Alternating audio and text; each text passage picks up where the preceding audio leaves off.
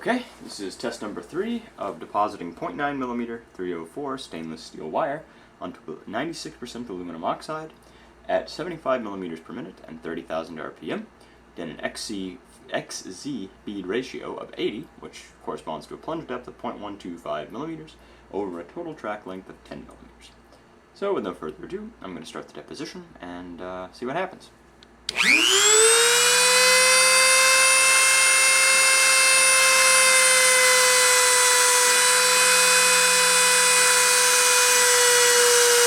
Contact. And start the deposition. Deposition started.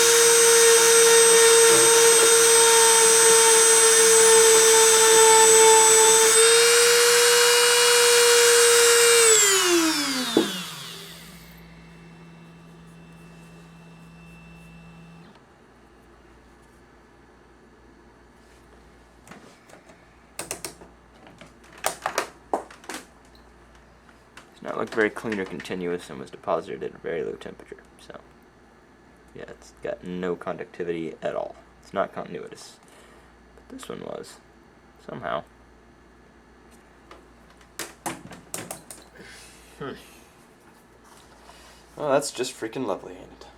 Okay, video off.